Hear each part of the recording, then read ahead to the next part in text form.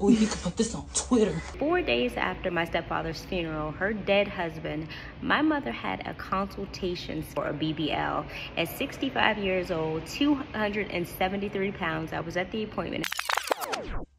When I went no contact with my mother, part 2, I'm gonna go backwards. I'm gonna start with part 2 and I'll come back to part 1 later.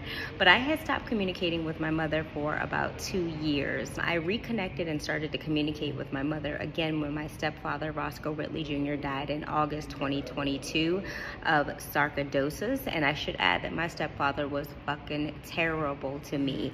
And it's almost biblical the way that he died. He died blind and bedridden for 2 years with my mother cussing him out in his last 2-3 years of life. I reconnected with my mother because there is something human in animal kingdom that when you know your mother is hurt or suffering, you want to go to her. And I did. And my mom called me with her old Harpo and Harriet Tubman voice, "Can you come over? Your stepfather died." And I fell for it. So went to the funeral, played like we were the happy family, kissed her friends, shook hands, all that at the funeral. And then I didn't even know this, but 4 days after my stepfather's funeral, her dead husband, my mother had a consultation scheduled at Georgetown Plastic Surgery for a BBL. At 65 years old, 273 pounds, I was at the appointment at 5'2". She thought that she was gonna get a BBL.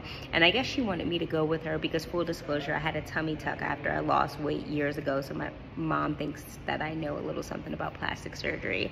I paid for the consultation, took this selfie with her, this time and date stamp selfie with her in the lobby. Y'all see the date on that.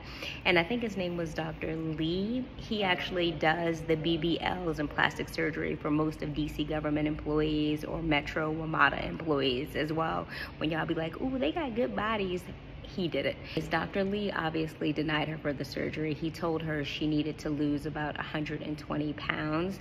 My mom had gastric bypass before but gained all the weight back, and so he gave her a referral for a gastric sleeve at Washington Medical Center. She didn't want to have that. She cussed me out the whole way home because he denied her surgery.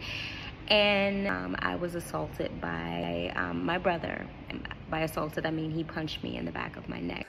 Mom, I'm sorry. If it's okay with you, I'm getting my shit. If it's okay with you. What? Is that okay with you? What? She asked 5 times. Is that okay? Andy, come on. After that, I did call the police, and I also sent this text to Aisha Brayboy, who is my mother's friend and self-proclaimed goddaughter of my mother, asking how could I file a protective order, and I filed a protective order in less than 24 hours. Of course, my mother lied for her son, saying that I hit him first and that I was crazy and I had mental health issues. To retaliate against me for filing this protective order against her golden child, who I'm genuinely scared of. He has a long public criminal history for domestic violence, drugs, gun possession, etc. Has a long arrest record for that. My mother retaliated against me by filing a false criminal complaint saying that I stole her car, and their charges were dropped. But anyways, that was my final no contact.